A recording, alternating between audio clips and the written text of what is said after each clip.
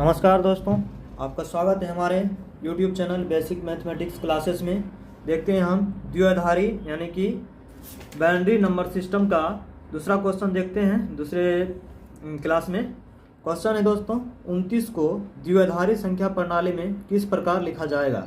चलिए दोस्तों, आपको दोनों विधि इसमें हम बताते हैं। एक तो पहले कि 29 को द्विआधारी संख्या प्रणाली में लिखेंगे, फिर उस द्विआधारी संख्या प्रणाली को संख्या के रूप में किस प्रकार लिखेंगे। ठीक, तो बनाते हैं 29 का द्विआधारी संख्या प्रणाली। तो 29 क्या हो जाएगा यहाँ पे, 29 हमारा भाज्य है दोस्तों। ठीक, और भाजक क्या हो जाएगा, भाजक हमेशा द्विआधारी संख्या प्रणाली का 2 होता है। ठीक, और ये शेष जो बचता है तो शेष यहाँ लिखेंगे, यहाँ शेष लिखाएगा। चलिए इसको खिलाएंगे 2 से, तो ये 14 बार में 14 दूनी 28 हो जाएगा। एक बचा जो शेष बचेगा यहाँ आ जाएगा। फिर इसको खिलाएंगे 2 से, तो ये 2 सती 14, इस बार शेष क्या बचा 0। फिर 2 से खिलाएंगे तो 2 तिया 6, शेष कितना बचा 1, 1 यहाँ आ जाएगा। फिर 2 से खिलाएंगे 2 एकम 2 वे, शेष कितना बचा 1 दोस्तों। ठीक, ये 1 आ गया तो अब नहीं खाएगा। तो ये मान कितना हो गया इसका, तो इसका मान हो गया 1 1 1, 1 2 3 गो 1, फिर 0 फिर 1। ये हो गया द्विआधारी सिस्टम में, ये यहाँ पे 2। अब इसी द्विआधारी संख्या प्रणाली को अगर हम लिखेंगे संख्या के रूप में, यानी कि 1 1 1 0 1 का संख्या मान क्या है। ठीक, इसका संख्या मान लिखते हैं। चूँकि हम द्विआधारी प्रणाली इसे हम मतलब दोनों विधि सीख जाएंगे। इस प्रकार अगर दिया है तो कितनी संख्या मान है इसका, और ये 29 है तो इसको द्विआधारी संख्या प्रणाली में बना ही लिए हैं। चलिए इसको बनाते हैं। इसका रूल क्या है, पहली अंक को छोड़ देंगे, यानी कि 1 गुना पहली अंक को छोड़कर उसके 2 के घात में, चूँकि 2 घात 2 है यहाँ पे, तो ये 2 यहाँ रहेगा। उसके बाद जितनी संख्या है उतना पावर हो जाएगा। कितना संख्या है, तो 1 2 3 4। ठीक दोस्तों, ये 4 संख्या है, इसकी पावर 4 हो जाएगा। 1 2 3 4, तो 2 पे पावर 4, फिर प्लस, फिर 1 गुना, अब ये 1 2 3 संख्या है तो 2 पे पावर 3, फिर प्लस 1 गुना, अब 2 पे पावर 2 संख्या हो जाएगा। ठीक, 2 पे पावर 2, फिर प्लस, इस बार 0 है दोस्तों, 0 गुना 2 पे पावर 2 आया था तो इस बार 1 आ जाएगा। फिर प्लस 1 गुना 2 पे पावर इस बार क्या आ जाएगा, कुछ नहीं है तो 0। ठीक, देखिए कितना टर्म था, 1 2 3 4 5 टर्म, तो 5 यहाँ लिखे होंगे, 1 2 3 4 5।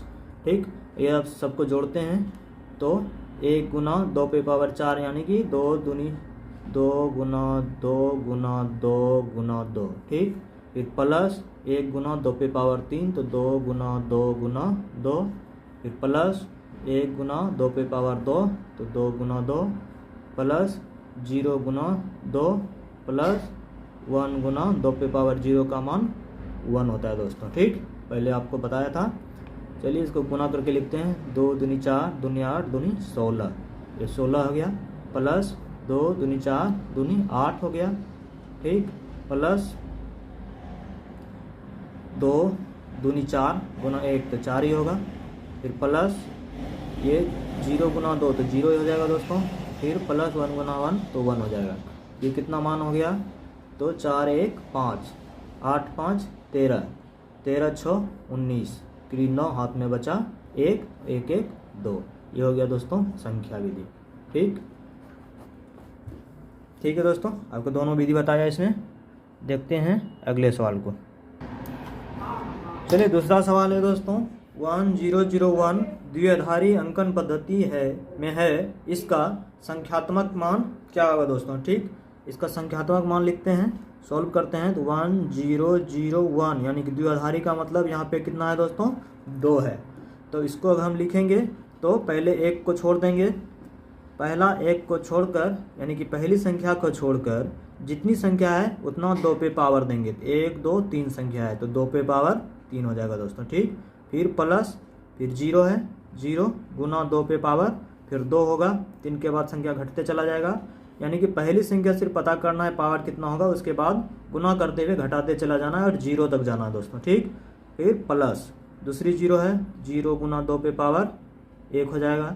फिर प्लस 1 आया, 1 गुना 2 पे पावर 0 हो जाएगा इस बार दोस्तों। ठीक, इसका मान कितना हो गया, तो 1 गुना 2 पे पावर 3 का मान 2 दूनी 4 दूनी 8 प्लस 0 गुना 2 पे पावर 2 तो 2 दूनी 4 प्लस 0 गुना 2 पे पावर 1 यानी कि 2 प्लस 1 गुना 2 पे पावर 0 का मान 1, तो 8 गुना 1 8 ही हुआ, प्लस 0 गुना 4 तो 0 ही हो गया दोस्तों। फिर प्लस 0 गुना 2 0 हो गया, फिर प्लस 1 गुना 1 1 हो गया दोस्तों। यानी टोटल संख्या का मान कितना हो गया, 8 1 9।